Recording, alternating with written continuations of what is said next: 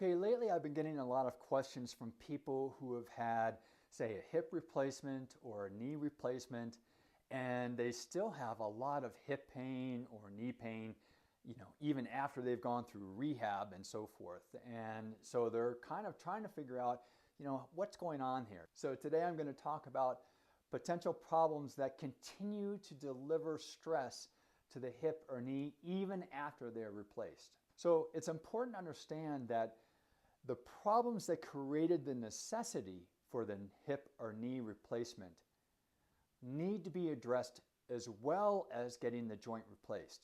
If I have a significant problem with my left leg that has caused a breakdown in my left hip, and now I've just had a left hip replacement to fix the hip, if I don't address the problems that had led to that original hip replacement, then my hip replacement is likely going to experience pain. This is something that is missed by most people. They go to rehab after their replacements and they'll restore length and range of motion for the most part in the knee or the hip, but their pain doesn't go away. Well, most physical therapists' focus is to regain strength and range of motion and teach you how to walk again with your replacement. A lot of times they're not thinking about, well, why did you have that hip in the first place or knee replacement in the first place? And so that's what my books and home programs go into. In the case of a hip replacement, one of the primary problems that is occurring that is causing the hip to need to be replaced is that the gluteal muscles have shut down on the side of the hip replacement.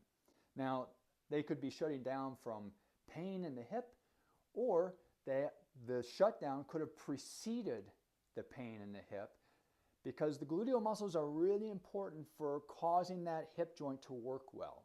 And if they are shut down, and then eventually, due to that lack of hip joint control, that breaks down the hip. Well, you get the hip replaced, but you haven't addressed how the gluteals function, then you're going to run into the same problems that were there prior to the hip surgery. So this is one of the big reasons why a lot of people have pain after a joint replacement, is because it requires an understanding of the body from a systems point of view. And by that, what I mean is that let's say your hip has been replaced. If you have a problem in the foot or the knee that has caused, say, that those gluteal muscles to shut down in the hip that then affect the control of the hip joint, and you have your hip replaced, but you don't address the foot or the knee issue that caused the gluteals to turn off in the first place, well, then you're just going to be facing the same problem again. You'll have a hip joint that is not well controlled. Another thing that is going on with hip or knee replacements is that a lot of therapists don't understand the idea of more anteversion or retroversion, and I address that here in this video where you can test yourself, and then I made a couple of follow-up videos of what to do if you have more anteversion or retroversion to help you out. So these kinds of ideas are not typically addressed in rehab prior to surgery or after surgery. Again, because physical therapists are mostly concerned with restoring joint range of motion, strength, and getting you to walk again. The same goes for knee replacements. So a lot of people like to blame their surgeon that there must be something wrong with the surgery, but the surgery is pretty standard.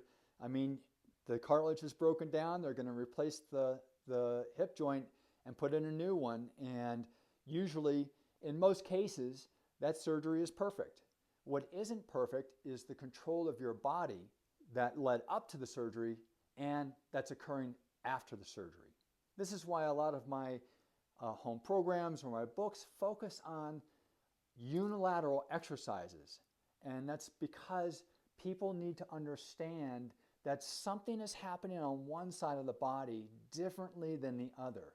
And in most cases, if we restore symmetry to length, range of motion, gait patterns, things like that, then usually pain will resolve, chronic pain will resolve.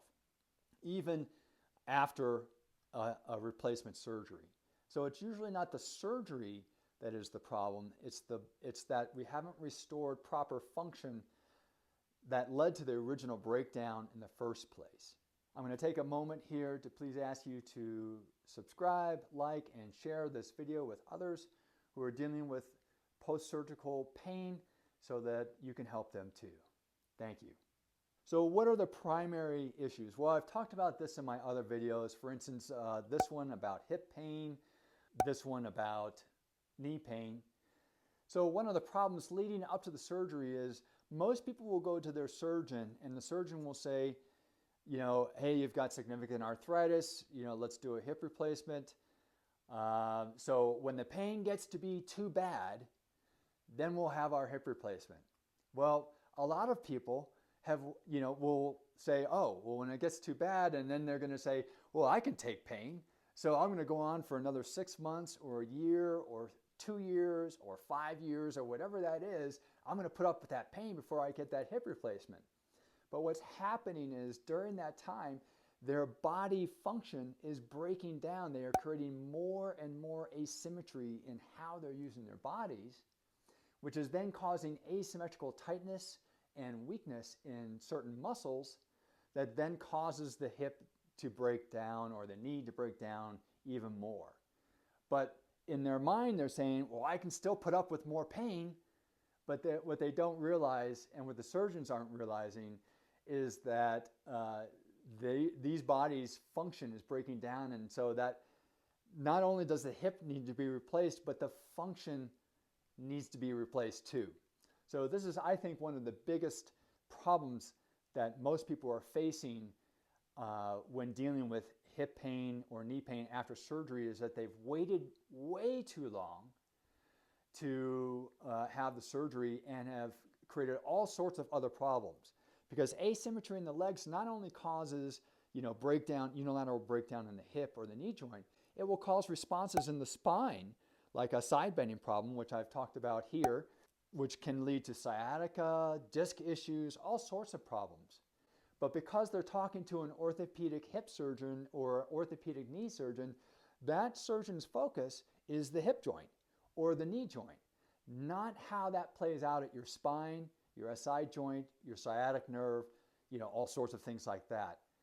And I'm not blaming them because they need to be focused on being the best hip replacement surgeon that they can be or the best knee replacement surgeon that they can be.